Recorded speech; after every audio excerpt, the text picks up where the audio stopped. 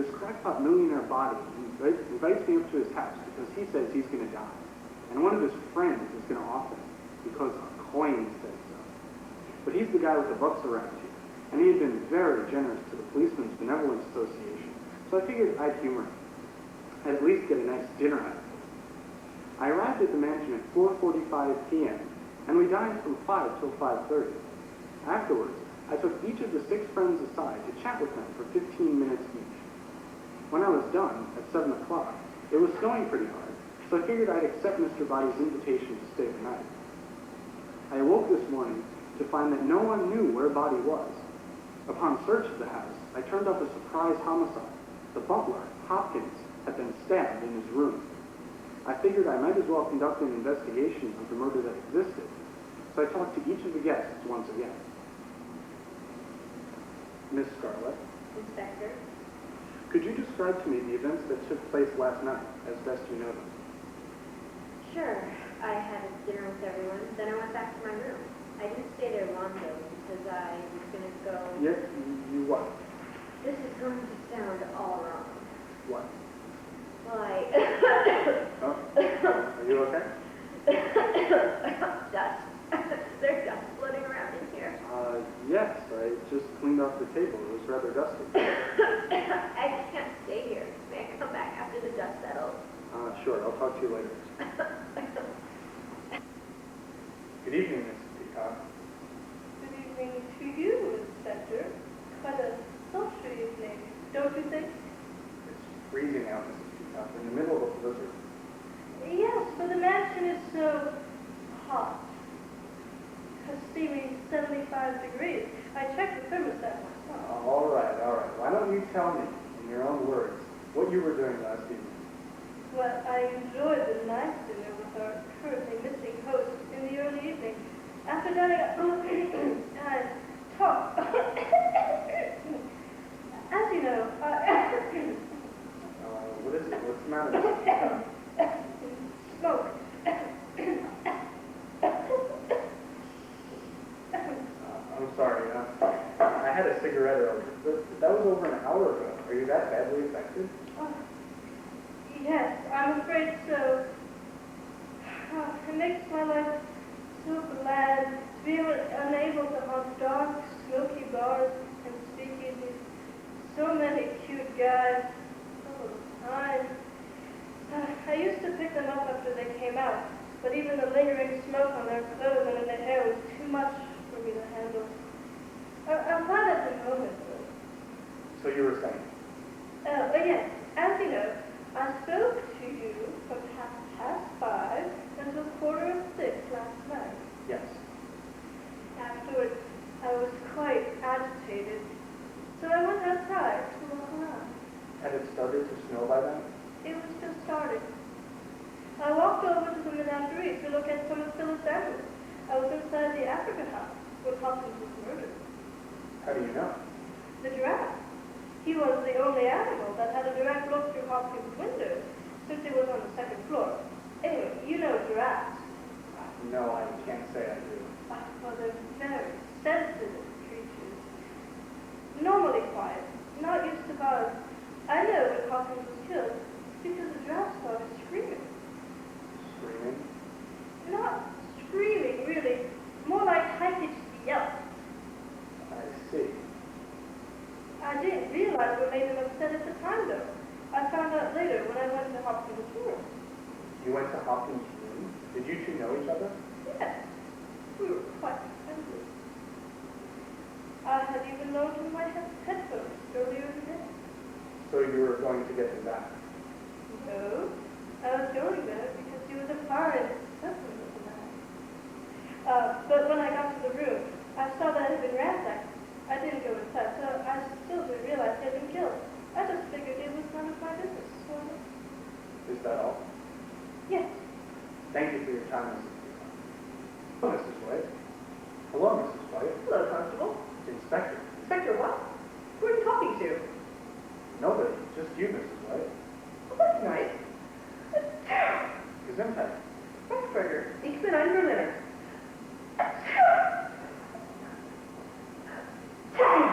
Is there a problem here, Mrs. White? Can I help you? you. Get rid of that. Bird. Bird? What bird? There must be little feather bits around here. Ah, Mrs. Peacock. I hope that helps. Yes, that's much better. So, why don't you tell me what you did after dinner last night? No, Mrs. White. Why don't you tell me what you did after dinner last night? Well, that would be lovely too, dearie.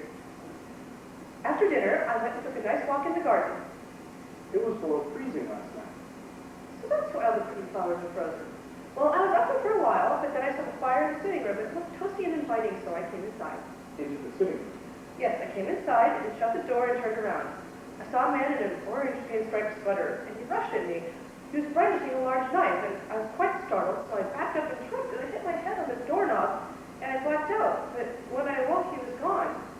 Can you identify your assailant? No, he was wearing a ski mask. Are you sure it was a man? No, Were you hurt? Was anything taken? he didn't do anything to me. I think I surprised him. He looked as if he was going upstairs. What did you do after you woke up? I made some tea. A nice cup of tea settles the nerves, makes everything peachy.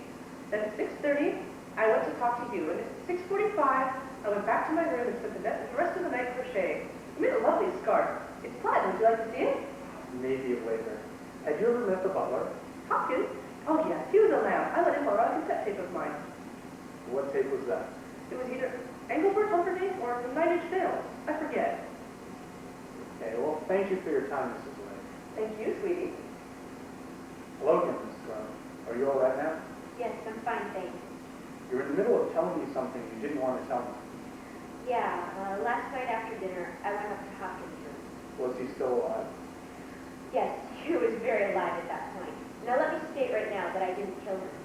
How was he killed? Knife wounds to the back. I'm a professional. At least I used to be. Would I do such a messy job? Never. You're a professional. You'd want to make it appear as if someone else did. I would never kill Hopkins anyway. We had worked up quite a rapport. He asked me for a pair of binoculars to borrow, and that's why I went back to my room after dinner, so I could give them to him. I went up to Hopkins' room to give him the binoculars, and I was having a nice chat with him when I heard someone coming up the stairs. So you I jumped out the window. jumped out the second-story window. Second story is nothing. But you have to understand, I feared for my life. How was I to know that it wasn't an agent sent to terminate me? You could have asked. Dead agents are the ones that would ask questions. I had to make a break for it. I jumped out of the window and ran into Mr. Body's Phillips garden until I came to his pond. I broke off a piece of bamboo so I could breathe, swim out to the bottom of the pond, and lay there on my belly.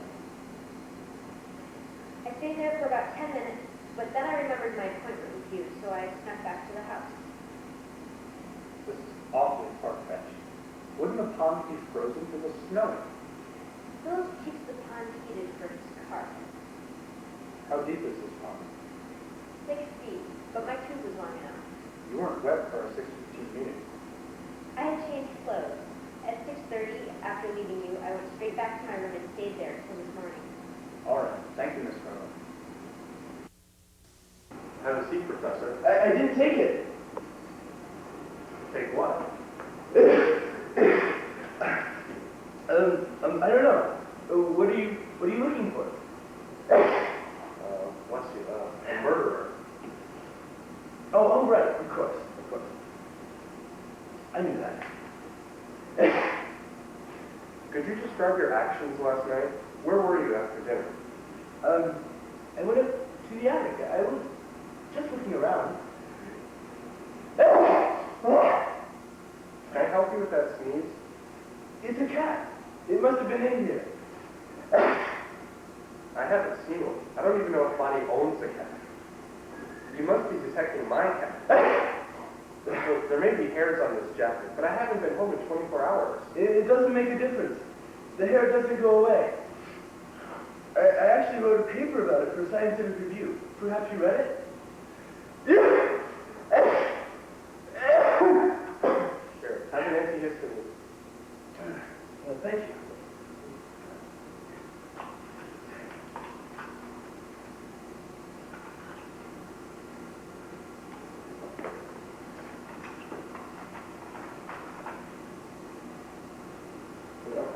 it over here so the cat hairs won't bother you.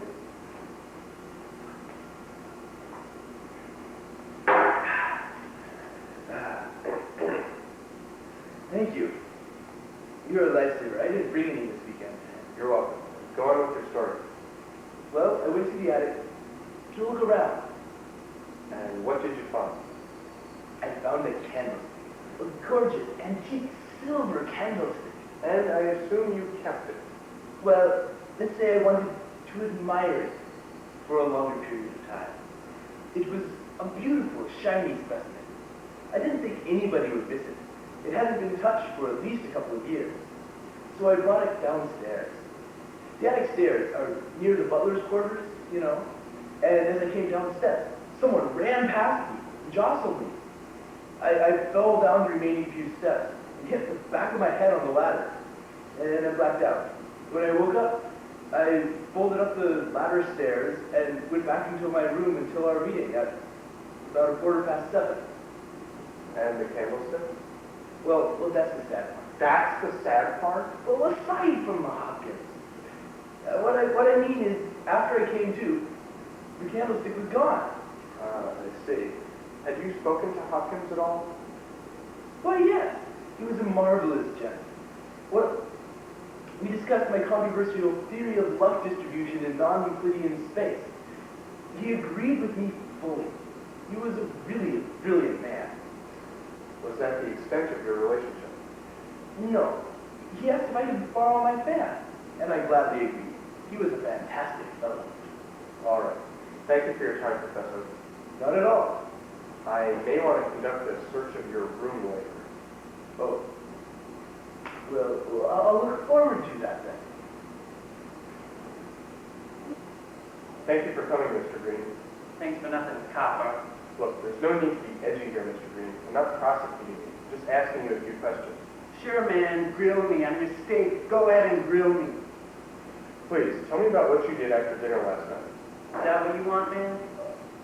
Yes, that's what I asked. That's really what you... Bless you. What is this? Some kind of torture? Is this Inquisition? Are you getting medieval on my ass? But what's the problem, Green? Flowers. There must have been flowers.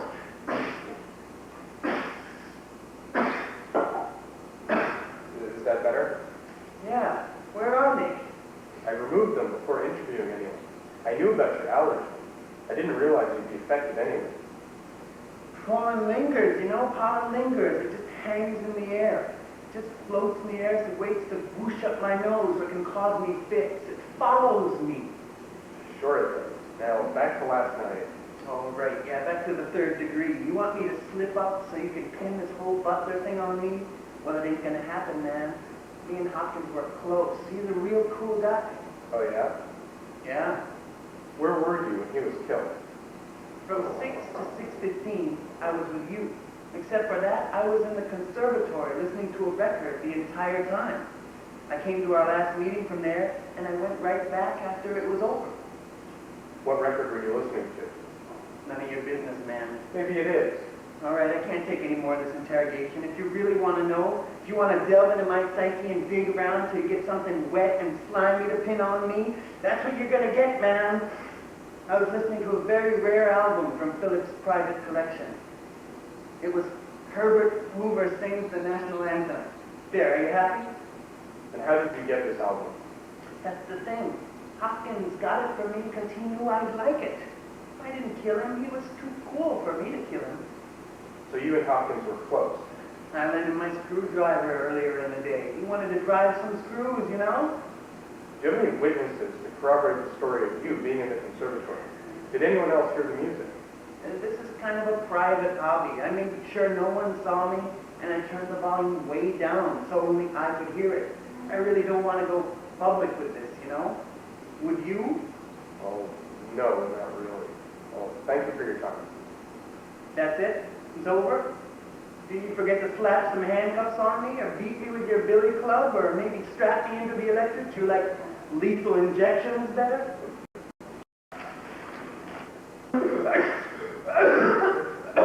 Mustard, what is that? Allergies.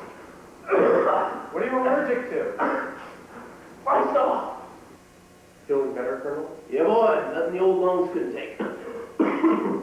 All right, let's get started. Could you describe to me the events of last night? Well, I had that dinner with all the other guests. I've had freeze-dried combat rations that were more palatable. And the guests? Where did Bobby come up with all that rabble? Scum of the earth they are. But don't tell them I said that. They think I like them all. Sass. I assure you, this tape is confidential. No one else will see it. Good then. Well, after dinner, I stayed around to rehash war stories with Bobby. He was a hellraiser in his day. He was. A wallflower compared to me, of course. But he knew how to rock the war front. At 5:45, I talked with you. You remember? Then at 6, I went to take my medication. The old body ain't what it once was, you know.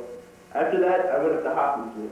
You did? Yes, Hopkins had served under me in Laos, or Panama, or it was somewhere. He was a good man, a fine soldier. He could be trusted.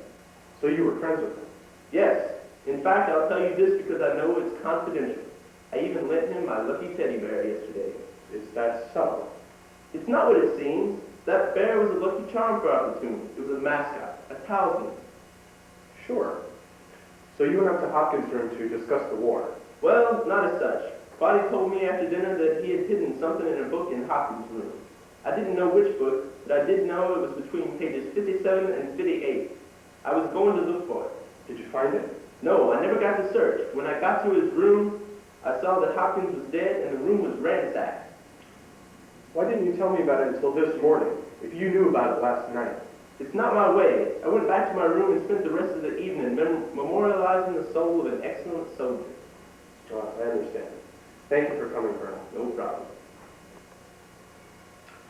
Well, they all have shaky alibis that can't be confirmed. They also all claim to be Hopkins' friend. Using my amazing sleuthing skills, I have concluded that the following assumptions are reasonable. All 6 of them are liars in one form or another. If it can be shown that one or any of them was in fact friends with the Butler, we may assume that person or persons did not kill him.